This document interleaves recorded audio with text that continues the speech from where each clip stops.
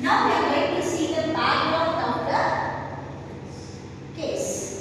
GST on sale of mobile phones. This is a live case.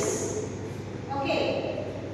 Mr. Arjun is the owner of Arjun Mobiles, a retail shop in Coimbatore, Tamil Nadu.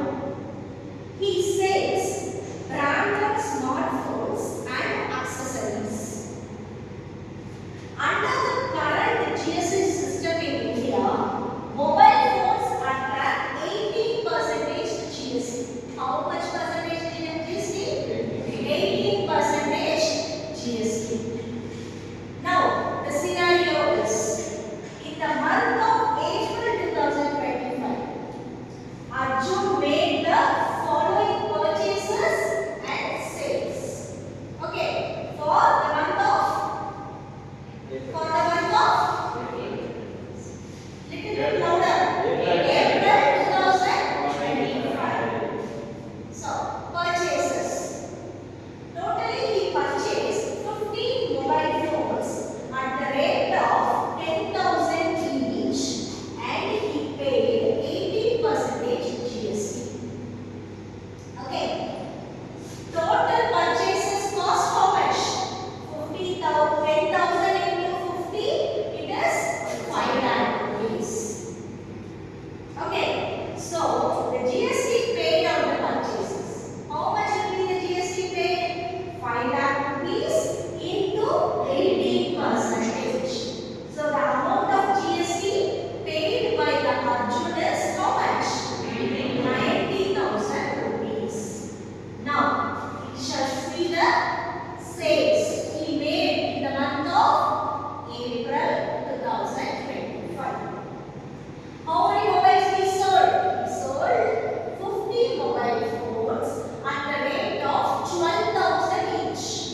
What was the amount he purchased? For which amount he purchased? 10,000 rupees he purchased. But he is selling each mobile at the rate of 12,000. And he collected 18%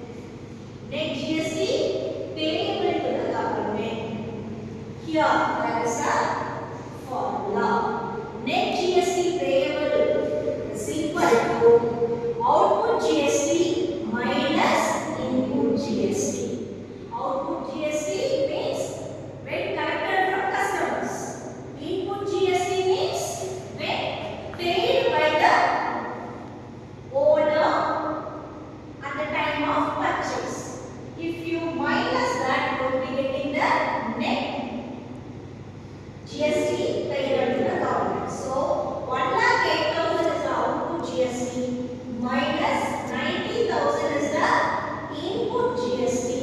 You get 18,000 rupees as net what? GST payment to the government. Good. Okay. Now we are going to see the conclusion. The conclusion is Mr. Arjun is liable to pay. Yes, he is responsible and he is liable to pay the 18,000 rupees as GST to the government for the month of April 2020. So every citizen of India is liable to pay the tax to the government depending upon the slab of earnings. Okay. This simple case study shows how indirect tax, that is GST, is collected on sales and how input tax credit helps reduce the tax burden on businesses. Here we have to understand. See, we as we are the customers, we should know how GST is paid by the shopkeepers. Okay, they are paying 90,000 rupees and they are purchasing on the less amount. Here, they are selling for the high amount and they are collecting GST from the customers.